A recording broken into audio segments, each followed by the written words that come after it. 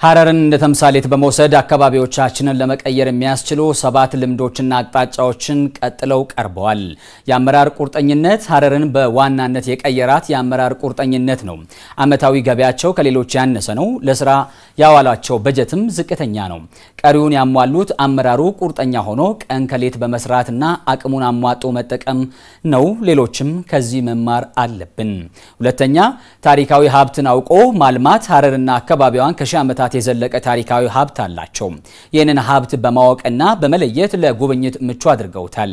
መንገድ ተሰርቷል፣ ሙዚየም ተገንብቷል። የአካባቢውን ንጽህና የመጠበቅ ስራም እየተሰራ ነው። ይሄ ለሌሎችም ትምህርት የሚሆን ነው። ሶስተኛ፣ ጥንታዊ አካባቢን አናቦ ማዘመን። የሺህ እና የመቶ ዓመታትን ታሪክ ያላቸው የኢትዮጵያ ከተሞች እንዴት መቀየር እንዳለባቸው ሐረር ተምሳሌት ናት። ጀጎል ተለውጧል። የውስጥ ለውስጥ መንገዱ ተዘርግቷል። ግንቡን ለመጠገን የተሰራው ስራ፣ የመብራት ስራው ጥንታዊው ከተማ የወዳደቁ ቤቶች መከመቻ እንዳይሆንም እየተሰራ ያለው ስራ ጀጎልን ሁሌ አዲስ እንድትሆን አድርጓታል። ያረጁና ያፈጁ ከተሞች እንዴት እንደሚቀየሩ መማሪያ ነው። አራተኛ፣ አካባቢያዊ ልዩ ጸጋን ለቱሪዝም መጠቀም።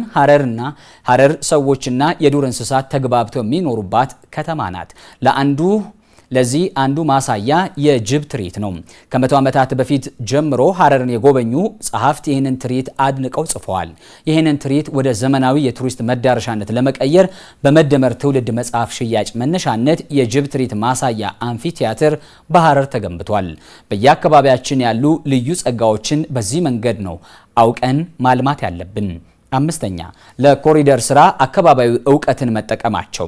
በአንዳንድ ከተሞች የኮሪደር ልማት በአውድ ዋጋ የሚገኙትን የመንገድ መብራቶችን ሐረሮች በአካባቢያቸው በማምረት በርካሽ አግኝተዋቸዋል። የመንገድ መብራትን ለመጠገን ያለው ችግርን በሚፈታ መልኩ ሐረሮች የመንገዶቻቸውን መብራቶች በርካሽና በተሻለ መንገድ ሰርተዋል። ስራን ስራን ውድ የሚያደርገው ሀብትንና ዕውቀትን በሚገባ አለመጠቀም ነው። ስድስተኛ፣ በአካባቢ ጸጋ አካባቢን ማስዋብ። ሐረር ላይ የውስጥ ለውስጥ መንገዶች የተሰሩት በሐረር ድንጋይ ተጠርበው ነው።